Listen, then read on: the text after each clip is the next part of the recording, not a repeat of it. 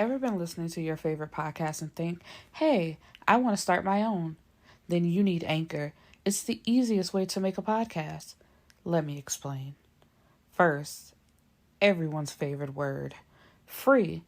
There's creation tools that allow you to record and edit your podcast right from your phone or computer. Anchor will distribute your podcast for you so it can be heard on Spotify, Apple Podcasts, and many more. You can even make money from your podcast with no minimum listenership. It's everything you need to make a podcast in one place. Download the free Anchor app or go to anchor.fm to get started. The cottage that Anterrika rented from the Duprees was every writer's dream. Mr. and Mrs. Dupree were prominent members of their community, along with being the town's mayor and OBGYN, respectively, but under those masks were secrets that were bound to send them to jail forever. While Anterrika is excited to be living in New York, her cousin informs her that the Duprees are not who they say they are and that she is in danger. Anterrika doesn't believe her cousin until strange things starts happening on and off the Duprees estate. When Anterrika gears up to leave, the Duprees remind her of the agreement that she signed. She learns fairly quickly that she should have that she should have read the agreement line for line. Oh my God. Hello, my beautiful people, and welcome back to the Bibliophile's Bookcase. I am your host, Erica the Bibliophile, and today we are talking about Bianca Xaviera, The Deadly Ménage. So let's get into it while I open up my drink. So, this was a really good book, a really good story, and let's just hop right into it. I do want to say I could see this being a movie. Like, this was really good. It's different from any other book that she's written. I think she said that this was her first thriller, and it was really good. I could see this being turned into a movie script and being good.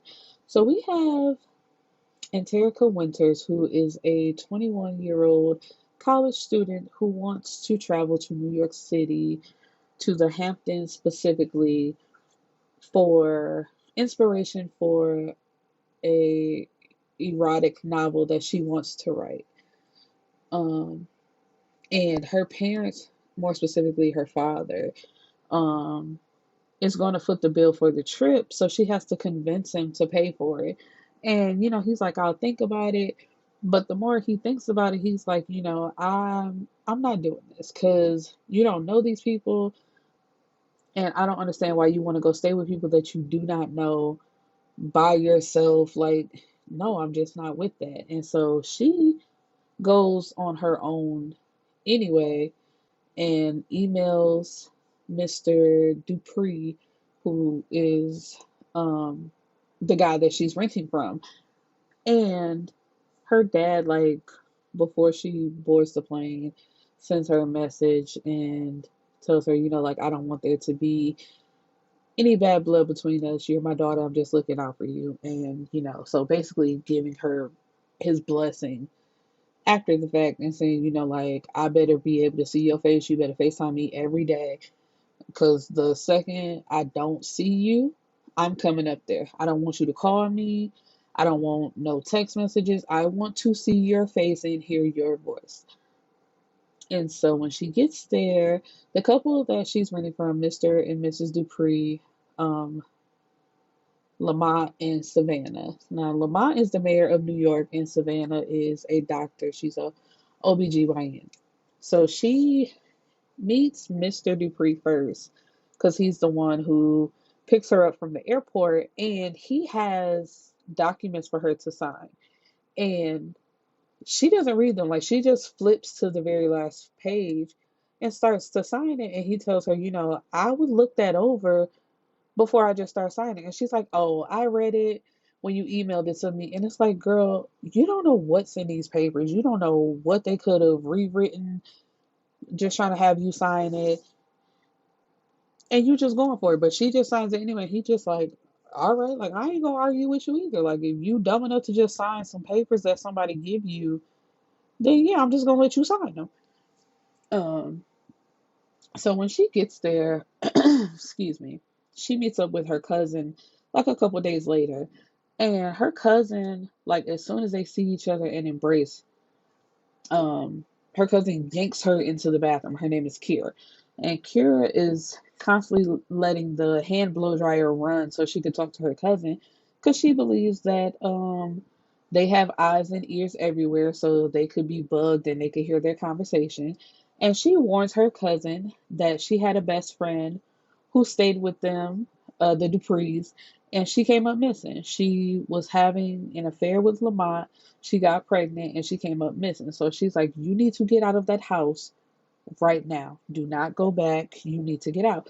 And Anterrika just believes that her cousin is crazy, doesn't listen to her, and goes back to the house. And I'm a little iffy about it because I'm trying to think like if I was in that situation in real life, if I have a family member who I know to be sane any other time. Like if she ain't never showed no traits of being crazy and just going off the handle, if she told you something like that, why would you not believe her? So I would think I'd be like, you know what? I thought I wanted to stay here, but I actually don't. But then also, girl, you signed them papers. You don't know what's in the papers. But she blows her cousin off like she's crazy. Whatever. So I think it's like day two of her staying at the house and Mr. Dupree tells her that they're having like an event later and that she should come. And she's like, I wasn't really trying to get mixed up with y'all like that. Like, I kind of just wanted to rent the house and like do my own thing. But he convinces her to come and gives her a glam squad. She has a diamond necklace that he gifted to her and I think a bracelet as well. So it's just like, okay. And later on that night, Mrs. Dupree comes to the cottage to kick it with her, get to know her better. They playing Connect Four and just talking, and that turns into something more because Mrs. Dupree tells her, let's take it up a notch, and for every game the other person wins, the other person has to take off their clothes. So it's like if Mrs. Dupree wins, Anterrika has to take off a piece of clothing and, vice versa. And that leads to sex between the two. And this is not Anterrika's first time because, she dibble and dabbles in both ponds. So she, it's whatever. Now, the creepy part is that Lamont is watching this. Lamont and Cannon. And Cannon is a guy like she met out on the water who claims to just be there with his parents and just on a little vacay. Um, but he's low key working for Lamont. And I was just, I found it so weird. I'm just like, you watching your wife have sex with somebody else, and his feelings got hurt when Karen was like, she was really into it, and Lamont was like, no, my wife's a good faker. Your wife wasn't faking, nigga. Your feelings was just hurt. And so Chad, who is the driver, informs Lamont that while Anterrika was meeting up with her cousin, there is like a glitch in the audio where you don't hear anything because she had that blow dryer running. So it's just like dead air. You don't know what the conversation was about. You don't know anything. And of course, that leads him to think like she's still talking about her friend.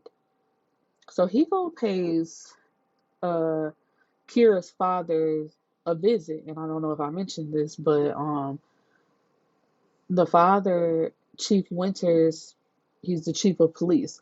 So Lamont takes Chad and Cannon and busts into Chief Winter's room and is like, why is your daughter still running her mouth? There's no reason she should still be talking about her friend because her friend is not coming back. And I told you that you need to shut her mouth. But if you need an incentive, here you go. And he nods for Cannon to kill the wife. And he does. He shoots her right in the head, and now his wife is dead. And of course, like Chief Winters is upset about it, but there's really nothing he can do because he's in Lamont's pocket, and basically he can wind up dead too. So of course, this becomes news that the fact that Chief Winters' wife is found dead in their home, shot in the head. So Um, and Terica's parents are coming up as well as her boyfriend. He calls her and tells her, I'm coming up there. I'm going to send you some money, book us a room. because I'm going to be there for you, baby. Ain't no way I'm going to let you go through this by yourself. And so Lamont is driving Anterrika to her uncle's house. And as soon as they get there, Kira is wild and she's like, murderer! And attacks Lamont. And Anterrika gets in front of her, telling her, Kira, stop it. And it's just like, and Lamont tells her, I'd listen to your cousin if I were you. And it's just like, how you gonna jump in front of me to protect this man, telling me to stop it? Like, girl, I know for a fact that he either killed my best friend or he sent her off. And now my mama is dead because I won't stop talking about it. And so, because the news crew is there and they're like pointing their cameras at them, because Kira is wilding, like she is loud. And so they're trying to get all of what's going on camera. But Kira approaches them and stands right in front of the camera and says, hello, my name is Kira Winters. My dad is Chief of Police Winters. My mom was just murdered.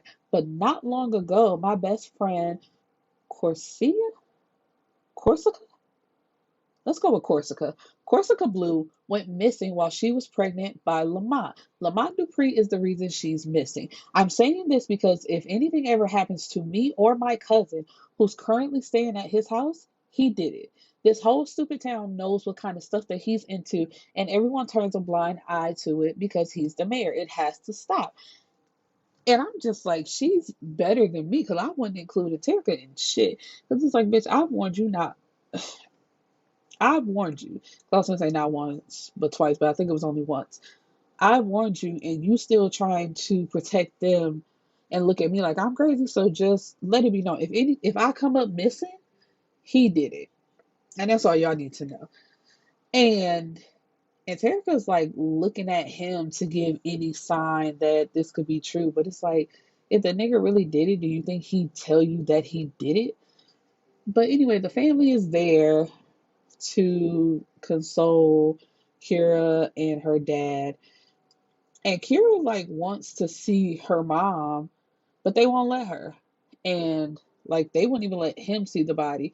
So but he like the dad snaps at her like, damn it, Kira, for once in your life, can you just listen to me? They won't even let me see her. It's a crime scene. Let it go. And she runs out the house because it don't sound right. Because it's like, why would they not let you see the body? And he's saying like one knows like the security system didn't work or he doesn't have one. And Terica's dad like, I bought him one, so I know he should have like it. The story ain't adding up, but there's nothing that they can do about it. So when it's time for the funeral, Lamont and Savannah show up, and I'm still trying to understand why, because I'm just like, fam, ain't no way. Like, why are y'all here? And Kira, I don't blame her. Like, I seriously do not blame her. Kira blocked Anterica from everything, like her phone, I think social media. Like, you won't believe me and you defending this family, so girl, I'm good on you. So this is the story that Lamont tells her. Corsica was supposed to be me and my wife's surrogate. My wife fell in love with her spirit and she was smart as hell. She was going to be a doctor. She wanted to be an OBGYN like my wife. We planned for her to be our surrogate. Everything was smooth for a second, but then she just switched up. When she was about 6 months pregnant, she told my wife that she didn't think she wanted to give up the baby. After she felt the baby kick, she wanted to keep the baby for herself. And it's like, first, she just switched. When niggas say shit like she just switched up, like, nah, what? It's more to this story, and what is it? And so, and Turka asks her what she just ran off with the baby. That's what you saying? And he says, not exactly.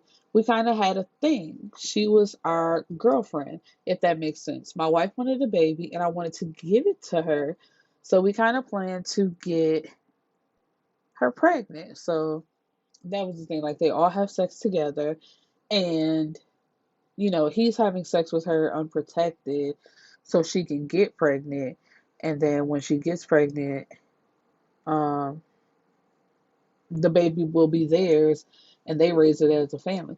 But he's just like that still doesn't make sense because what happens after that? But anyway, um, this is when he's like, after this is why I call Anterrika stupid because it's like while reading this, like, girl, after you hear a story like that, why would you engage with this man? Because this is where the flirt starts, and then they have sex. It's like, and he tells her like, because Anterrika, sorry, I'm trying to get my thoughts together. Because Anterrika brings up Savannah, and he's like, well, Savannah's not here, but she's just as attracted to you as I am. She just doesn't want to make the first move, but I will. Not letting on to the fact that he not already seen them have sex together. So she has sex with him. So now she didn't have sex with the wife first, and now she's having sex with him, and it's just, I don't know, because it's like it's too many stories. It's just like, girl, you don't find this weird? But I guess not. Like when you're oblivious to shit and just don't want to believe it, then here we go. And so her boyfriend, I'm just like, well, what about your boyfriend? So you have sex with this man, and then you up at the funeral crying while your boyfriend is sitting behind you, trying to reassure you and all that type of stuff. So, um, the her uncle, because I keep wanting to say the dad, Chief Winters, that's what I'm gonna call him, Chief Winters. Um, they've cleaned up the house, but he's just not ready to go back. He hasn't gotten a new carpet, so it's just like I cannot be in that house right now. And Savannah and Lamont show up, um, and just like, what are y'all doing here? Who comes to, but he's coming to quote unquote show his support. Because I'm just like, you didn't even know that lady like that. Like, what are y'all doing here? But anyway, and so the whole family like looking like, who is this? And Kira is over it, honey. But all she does is slam her fist on the table and get up and walk out. Like the chief follows her, but I'll be cussing him out. I'm like, what you following me for? Because you already know how I feel about this man. I really don't want to talk about it. And there's nothing that you can say to me. So you shouldn't even follow me. Go back in there and, kiss his ass some more, but you can leave me the hell alone. And so when it's time to introduce everybody, Kira, Lord have mercy, and Terica, like she kind of trips up on introducing her boyfriend. She's like, here's my mom, Brenda, my dad Amos, my friends Jessica, Ryan, Tia, and then it's like my mama said my boyfriend Javon, and it's like, excuse me, I'm like, girl, what? And so Lamont invites the family over to dinner at their house before they leave. And then later on, because they're at the hotel, like they're all sitting around together at the hotel. Now, her friends go outside because one of them is like a smoker, and they already know, like, girl, we know you sleeping with that man. Y'all couldn't have made it more obvious. And while she laid up in the hotel with her boyfriend, and it's like 2 o'clock in the morning. And she getting a text from Lamont telling her to come downstairs because he wants to see her. And she's like, I'm with my boyfriend right now. Like, no. And he's like, that don't have shit to do with me. Come outside, or I will come up and knock on the door. And she's this is part that get me because she really thought like she had pulled his whole car. Like, and where's Savannah while you out looking for me? He's like, don't even worry about it. I'm coming up. You don't know the floor or the room number. Flow 7, rooms 756. And she's like, and I'm like, girl, it's really his city though. Like that part I wasn't shocked at. It's like it's his city. Why do you think he would not know that information or would not be able to get that information? And so she like rushes out to meet him and he's on the elevator. So they meet each other at the elevator. And she's like, I can't believe you're trying to blackmail me. And he says, maybe I don't know the definition of blackmail, but I'm sure that's not it. And she's basically, he's there to have sex with her, even though she does not want to. But technically, it's in her contract that she signed that he can do whatever he wants to do to her. Um, and there's nothing that she can do about it. And it's like, damn, that's really fucked up. But then Savannah shows up, and it's like now they're all having. Okay, and so the next morning, because I had got cut off track, um, Lamont hits her up again, and it's like, I need to see you right now. Like basically pulling the same old thing. And once again, she tries to refuse. And Javon gets some links sent to his phone, but he can't see it. It's distorted. And he basically tells her, the links that were sent to your boyfriend's phone will go live if you do not come down to my car right now. So she hops up and runs to his car and once again is yelling about being blackmailed. But it's like, technically, you have not been blackmailed. He's like, it's not my fault you don't read things that you sign. So it's basically like in the contract that you have to do whatever they say.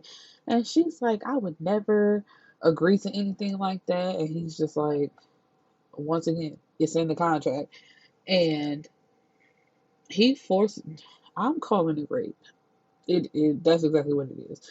This is a rape scene. So he rapes her, and then when he's done, which Chad, you trifling bitch. Like you sitting in the car, like you sitting in the front part of the car and you watching this. Because at one point she locks eyes with Chad and he's looking dead at her. So it's just like, you sick bastard, or do you get off on this? And he has to. Because there's no, I don't, I'm sorry. I just feel like people are not forced to like to watch a rape. I don't care how much somebody is paying you, like what they could do to you. There's no, even if I have to die, I will die before I just sit and be complacent and watching somebody getting raped. Like I'm not doing it. But anyway, when it's over, and she tries to rush out the car, the doors are locked, so Chad has to unlock the door to let her out. But Lamont hands her a brown envelope, and inside is the contract. So she's looking it over, and here's part of it. If Lisi agrees to get into a relationship with Lisa or Lis Liser or Lisors, like with the S in parentheses, meaning both of them, then Lisi is bound by rules of, but not limited to, sex whenever leasers want, whether together or separate. Leasee is not allowed to say no unless leasee is physically sick.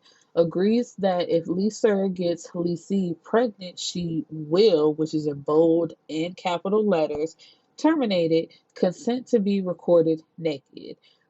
And that was the thing, because Lamont had sent her two pictures, one of her going down on Savannah and then one of her going down on him, to her phone, so that when she got in the car, like while she was yelling about being blackmailed, she also said, you took pictures of me without my consent. And it's just like, once again, girl, you did not read the contract, because all of this is in the contract and you signed it.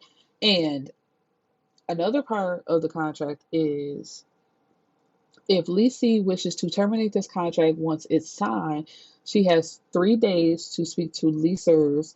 After 3 days, Lisi must have a sit down conversation with leasers. So both parties, why am I saying it like that? Can discuss solutions. If sit down discussion doesn't yield results that both parties agree with, Lisi and leasers must agree on a number that Lisi will pay to be released from the agreement. So, of course, all of this is news to her and she can't wrap her mind around it. So, and by the time she makes it back to the hotel, Javon done got himself something to eat, and he ordered for her too. It's just like, girl, you took too long, and I just couldn't do it. And he's like, it's cool because she tries to apologize and say, we still could go out. He's like, nah, being a sweet boyfriend, it's like, I know you're going through stuff with your mom, and so I ordered you something. Just come sit down with me. And so it's the last day of her parents and friends being in town, and they're leaving. But Javon is going to stay a few extra, oh, excuse me, child, a few extra days. And she's like really happy about that. So, what was supposed to be a few extra days, Anterrika actually extended Javon's stay for a week at the hotel so she could stay with him because she just was not ready to go back to that house with the Duprees. And it's like, can you blame her? But she has started taking up acting classes, honey. And one day when she's leaving her class, Chad is outside with the door open, telling her, I've been instructed to take you back, and I was also, oh, excuse me, I was also told to chase you if you run. And my good sis does take off running because it's like, okay, well, you just don't have to catch me then because, bitch, I'm not going back there. I do not want to face them people. I don't want to talk to them. I have no words for them. And my God, my God, um, she went to go see a lawyer. She took the contract to him because she needs some help. So she's like, can what can I do with this? And the lawyer basically tells her, like the contract is valid. There's no proof of the rape. So there's literally like nothing that can be done. She's kind of stuck. So she snatches up the contract and tries to leave. And when she heads to the front door, um, Chad is there. Oh no, Chad, I forgot. Wait a minute. When he was chasing her before she got to the lawyer's office, like my good sis ran out into traffic, um, and like almost got hit by a car, and she like tumbles across the hood of the car before making it like to the other side of the street, and she runs to the lawyer's office. Then she talks to the lawyer. They have that conversation where she snatches up the contract to leave because there's basically nothing that the lawyer can or will do for her. And Chad is outside the door waiting on her. So she heads to the back door. And when she opens that door, she sees another black van. And so she knows that, of course, that ain't nobody but Lamont and his people, and they waiting for me there too. So she makes it up to the roof, honey, and it's like running, and she sees another roof, and it's like a 4 foot jump. So she's mapping it out in her head. It's not that far. So she makes that jump, and her foot gets caught, and she lands like on her back and hits her head. But because it's adrenaline at this point, and it's like you either got to sink or swim. And my good sis is determined to survive, so she's running, and then to the next roof, which is only like a 2 foot jump. And when she makes it there, she makes the pain worse in her foot. And she got on white gym shoes. That I think it's her right foot. It's turning red. Like that white shoe is turning red. That's how much blood is in there. And she makes it to the entrance, like inside the building, down the steps, whatever. And she's inside of a clinic. And she has just enough energy to ask for help before she passes out.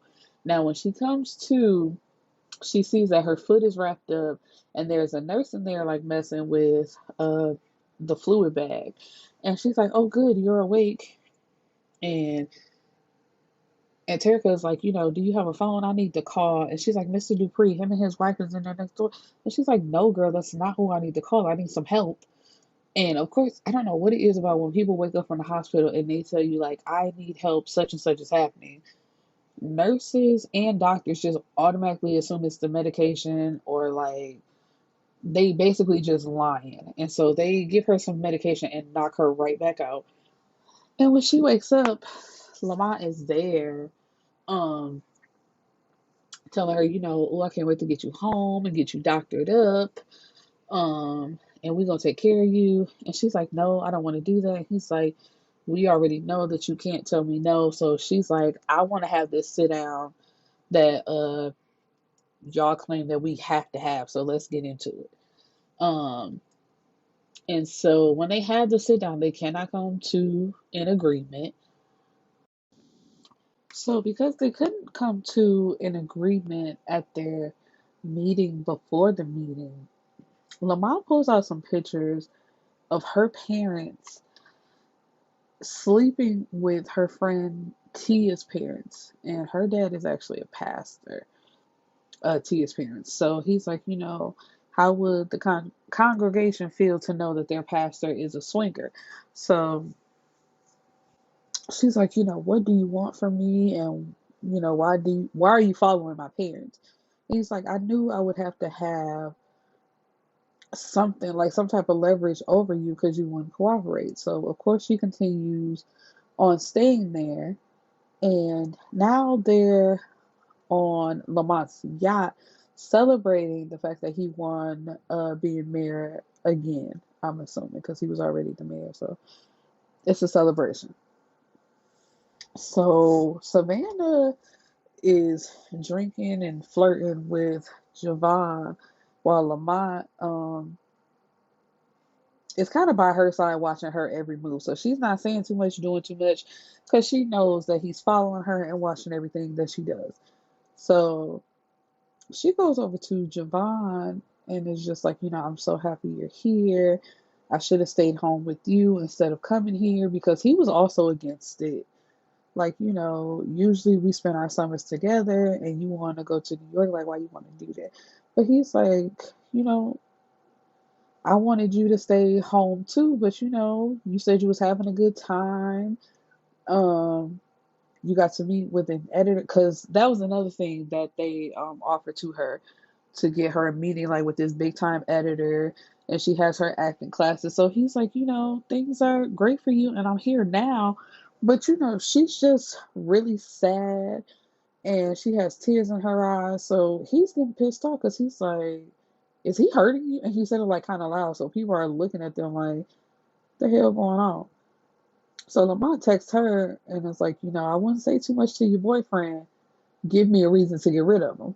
And makes her meet him in one of the bathrooms, like somewhere on this big ass yacht.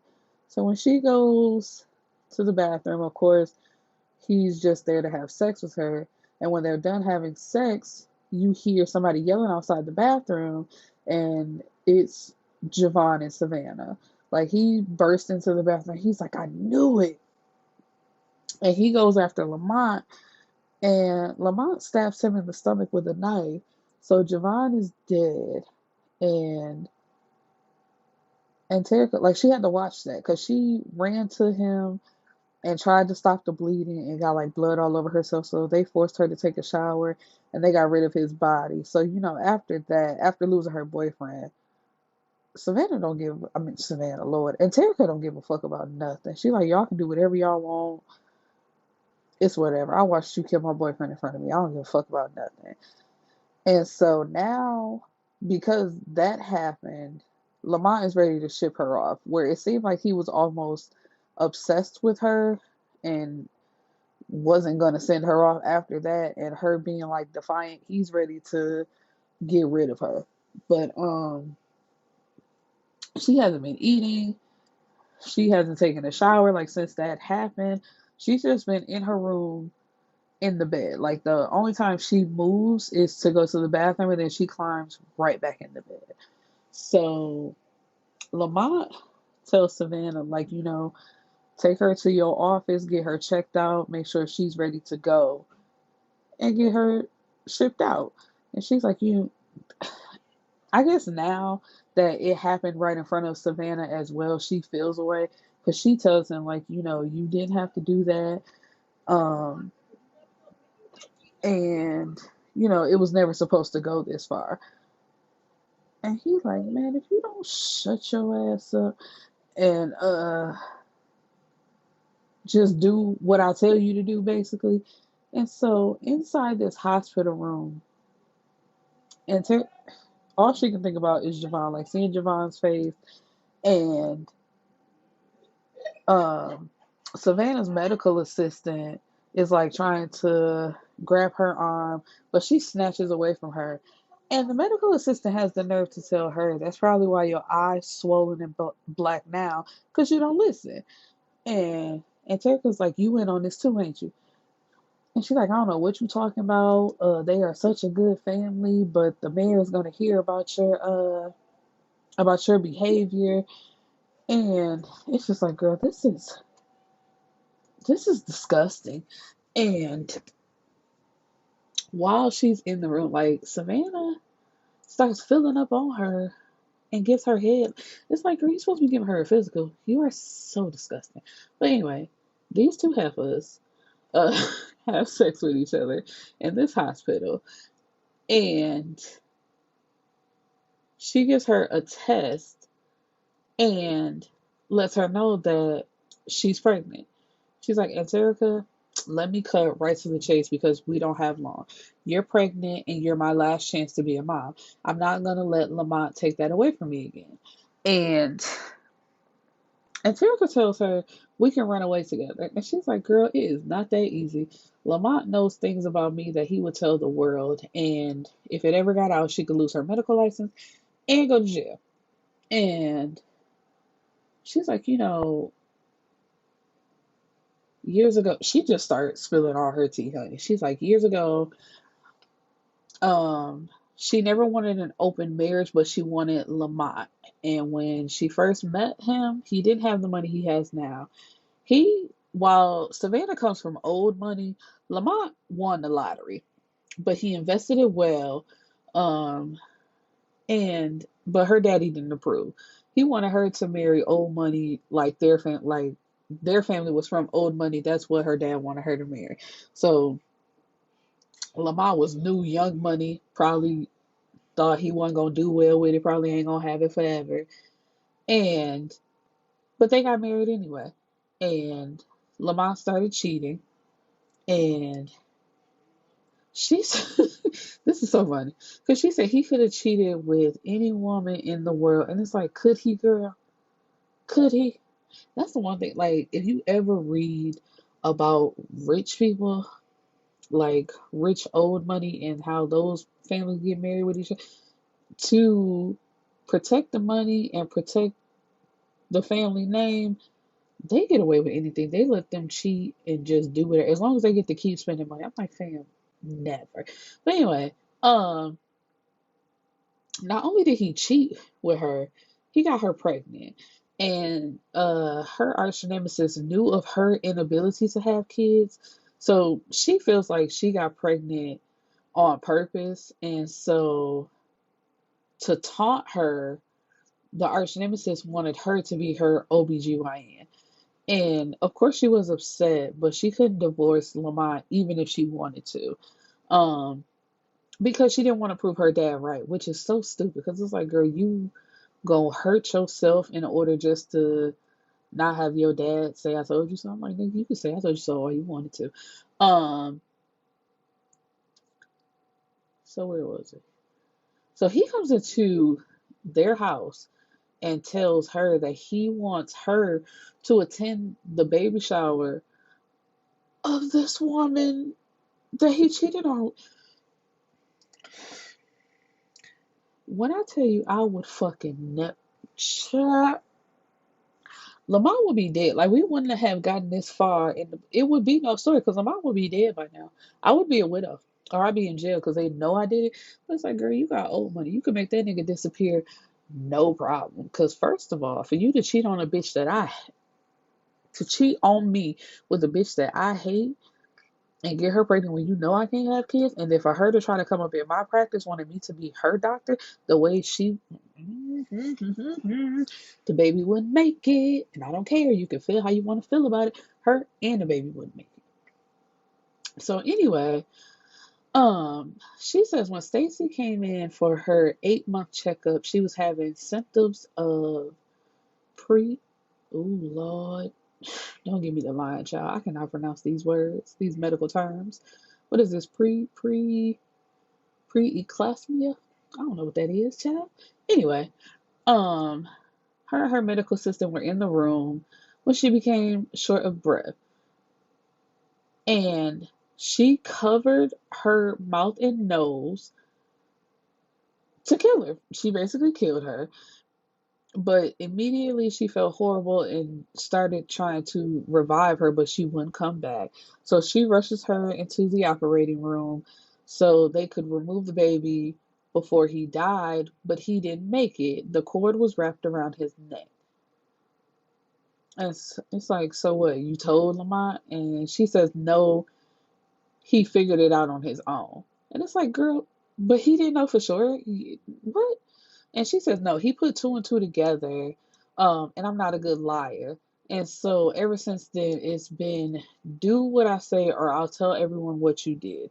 And it's like, girl, but he don't have proof. He could say whatever he wants to. He don't, girl, please, please. Like, I don't get it. It's like he don't have direct proof, but you got proof of the things that he's done, but anyway. So, they go to see her uncle, Chief Winters, but when she gets there, Lamont is already in there. Like she creeps up and she hears him. And Lamont is asking the chief, where's your daughter? And he says, I don't know. You're tracking my phone. You would know if she called me or not. And he wants to know if his niece Anterrika is still alive. And Lamont tells her for now. But if I feel like you're lying, she'll be next to go. And it'll be much more brutal than your wife. And he's like, well, my brother wants to FaceTime his daughter. I don't know how much longer I'll be able to keep him from jumping on a flight to come out here. And he's like, okay, if your brother come, he could die too. Like basically at this point, whoever I feel like killing, I can do it and I'll get away with it. It'll be no problem. And so she like backs away and tries to get away without being seen. But she goes to the bathroom and has to throw up. And when she comes out, Lamont is standing right there. And it's just like, girl, what the? Anyway, he's like, what are you doing here? And she says that she's coming to see her uncle because she hasn't seen him since the funeral. And she was going to ask him, how her cousin is doing. How your doctor's appointment go?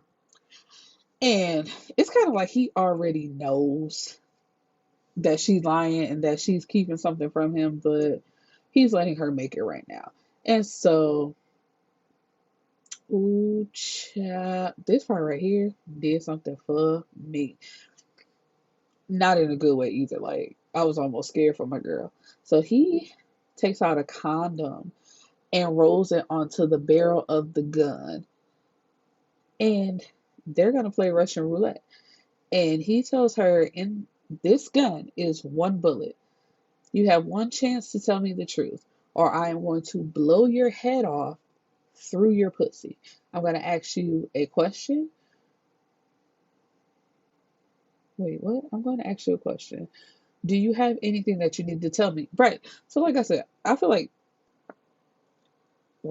shit, I read the book already. But at this point, it's like, it's like girl, he knows everything. He has eyes and ears everywhere. There's nothing that you can keep from him. Like, fam. And so,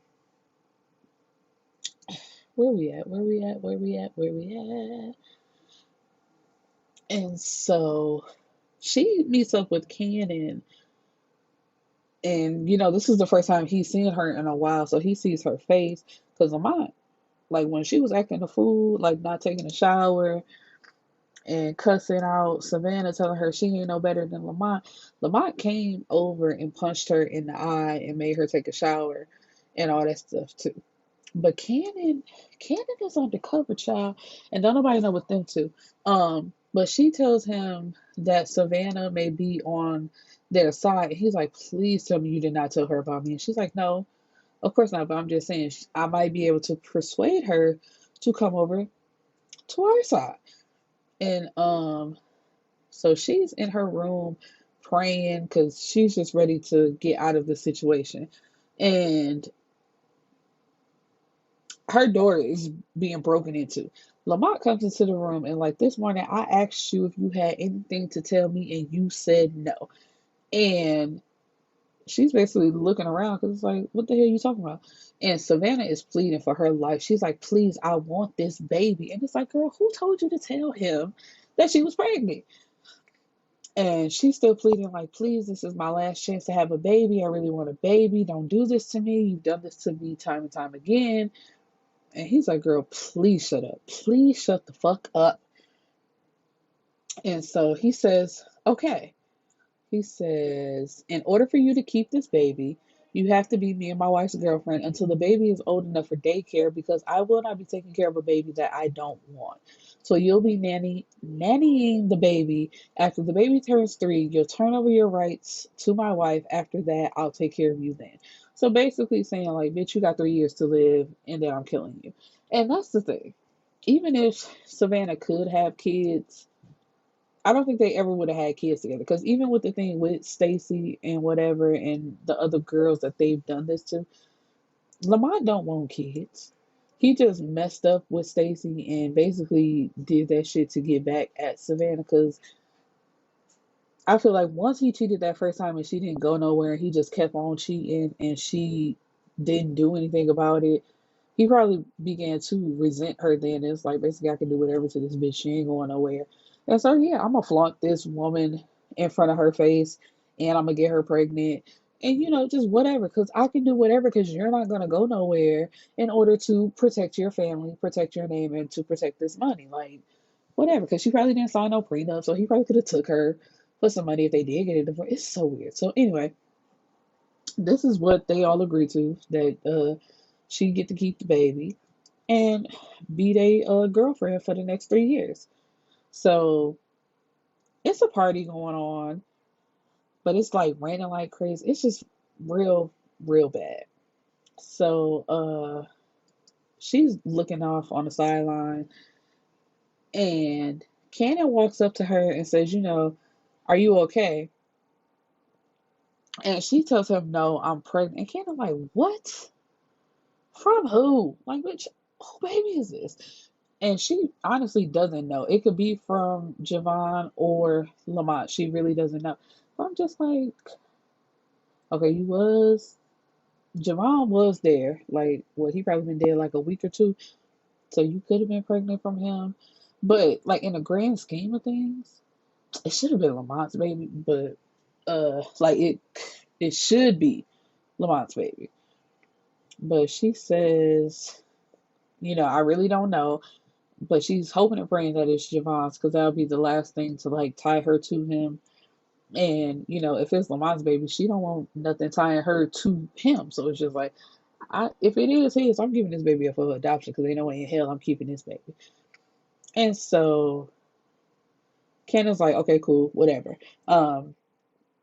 There's a bag in the linen closet right next to his office with a cell phone in there. My number is already programmed in there. I managed to get a spare key to his office, and one of those 3 keys that's in the bag goes to that desk.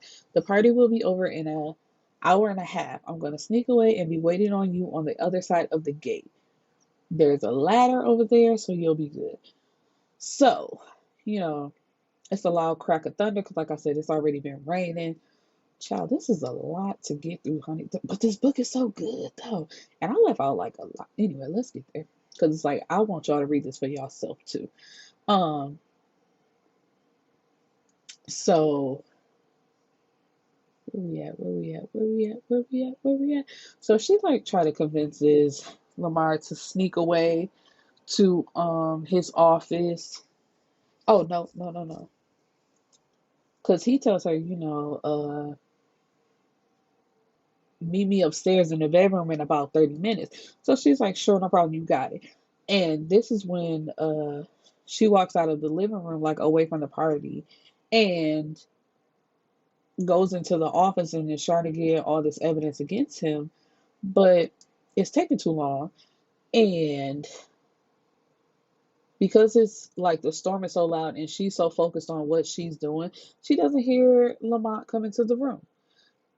And so he tells her, because he pulls a gun from the back of his pants and says, "You know the beauty of being rich, Miss Winters? The beauty of being rich is that you get to have all types of alarms on shit, no matter how small or how big. The minute you stuck that key into my door, a silent alarm went off." And it's just like, of course it did, girl. Why did nobody think about this? And so he's walking towards her, and she's backing away towards the glass doors that lead out into the yard. Um, and she's trying to plead for her life, and he's like, "I gave you a new deal, and you still didn't like it. Like, how the fuck you so ungrateful?" And he starts shooting. So they running through the woods in the back of the house, and he just shooting. But of course, the people in the house can't hear because it's raining and it's thundering while they making all this damn noise outside. So she's hiding, and I don't know who this nigga think he is. There's nowhere to run. Ooh, I don't know who listens to this, but have y'all ever seen Vampire in Brooklyn when Angela Bassett like runs off and Eddie Murphy's like, "There's nowhere you can hide." Then this nigga start, like how they sing the people thing, Anterrika. So anyway, like he's like, "I know you're out here. I just want to talk. Please come out." Like, nigga, you've been shooting at me like 3, 4 times. Ain't no way I'm coming out. You don't want to just talk. I'm not stupid. And so she steps out from a tree thinking like he's going looking in another direction, but he's actually like right behind her and tells her, "I could smell your conditioner from a mile away." So he's standing over her and says, "All you had to do was mind your damn business. I knew from day one you were going to be trouble. Something should have told me to decline your application. So why didn't you? How you knew she was going? Because her name was Anterrika. You stereotyping my girl, bitch." Um, so she been having a pen this whole time. She takes it out and stabs it into his hand. Um, and of course he's in pain, so he's screaming, and she takes off running, child. She's like, "I gotta get the fuck out of here." So this nigga starts shooting all over again, and he tells her, "I'm gonna kill you when I catch you." And so once again, he's standing right over her, and she's trying to beg for her life. "Please don't do this. I'm pregnant with your baby. Isn't this what you wanted?" And he's like, "No, it's what she wanted. That wasn't what you were here for." And she's trying to bluff her way through it, like, "You won't get away with this. I called the cops." And he's like, "I am the cops. The police are in my pocket. All you had to do was mind your damn business, Terika." And she's just like, "Please, please." And then you hear another gunshot, but it's not him shooting her. It's Savannah shooting him because she really wanted that baby. But it's like, little do you know, you're not going to get that baby, sis.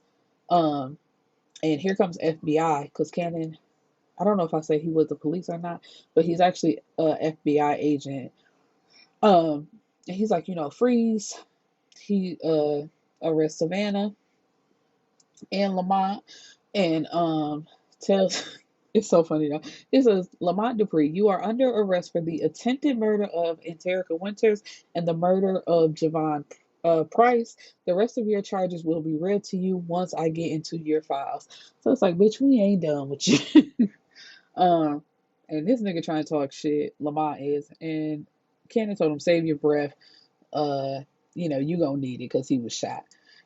And I'm like, it's like, nigga, because she says, "Cannon, what took you so long to get the fuck over here?" And he said, "I have faith." You had faith in me. This nigga was shooting all through the woods like pow, pow, pow, pow, pow. I could have easily been out of here, and you just took your good old time talking about you had faith. You a bitch. Like, anyway, so it's 2 years later, and Anterrika is sitting in an auditorium full of students discuss. Oh Lord, get your words together, Erica. Discussing her New York Times bestseller book that has been adapted into a movie. Um, which is about her experience with the Duprees called Living with the Killer. So, of course, she changed names around so there were no lawsuits that could be filed. And so she's having a discussion with these students who are just asking questions about the whole ordeal. I hate when people ask stupid questions though, because it's like if you already know that this is based on a true story, the very first question, oh my God, so this book was based on a true story for real? I'm like, next question, please, because don't ask me no stupid ass questions. Um, so the next question was, whatever happened to the cousin? Did you find out where she was hiding? So her and Kira are in a really good place right now. They've been in intensive therapy, and she's the godmother to her child, which is so fucking crazy. Um, so another person asked the question of, so what happened at the trial, and how did you feel when your aunt walked into the courtroom to testify?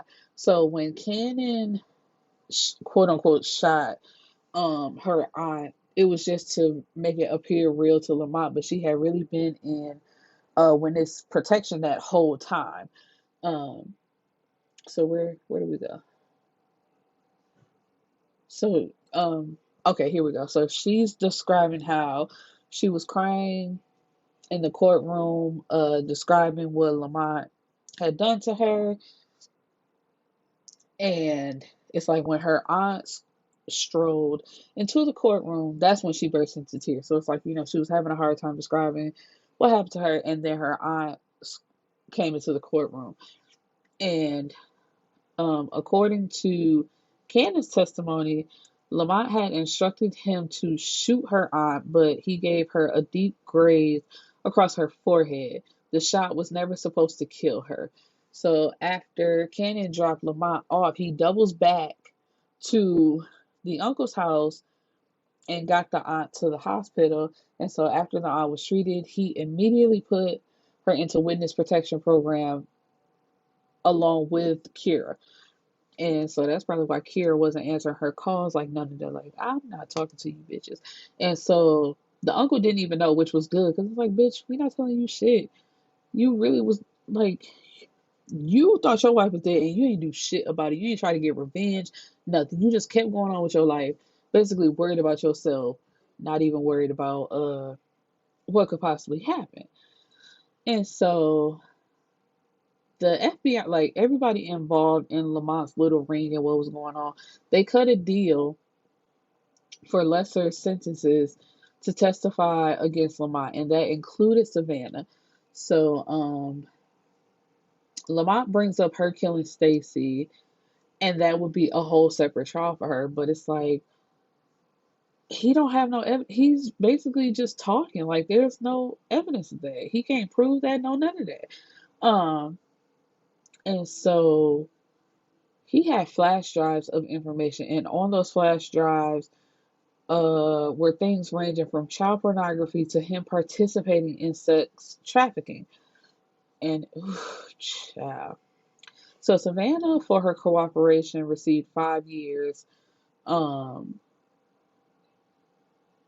but she still has to go to trial for killing Stacy. But I still don't understand. Like that should be able to be swept. Like nothing should come of that because they really have no information for that. And so for his cooperation with the FBI, Chad received 2 years. Um, his story was sad as well. Lamont literally blackmailed him into working for him. No, no, no, no, no, no. There is no, no. I just don't believe it. I do not believe it. I'm sorry.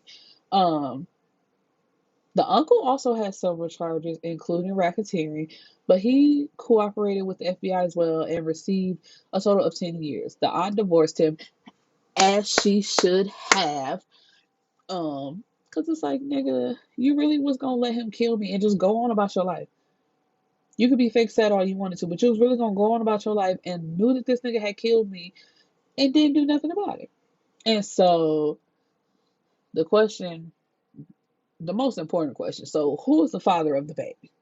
And her mom is sitting in the front row holding her son Javion Price Winters, and he is the spitting image of his father, Javon. Um, Javon's family wasn't really in his life because the family, of course, blamed her for his death, which I mean, girl, you are the reason. Like, let's just be honest about it. Like, Lamont ain't shit, but you are the official reason why that man is dead. Um, the guy who was murdered is his father. So that's all she tells the people in the class. And then so three more questions. And it says, did you ever find your cousin's friend? Oh, and Kira is also there. And she says, not every story has a happy ending. Her body was found inside a resort room in Mexico. That's all we know. And her cause of death has yet to be determined. Her child has yet to be found, but we are hopeful. What would you change, if anything, about this situation?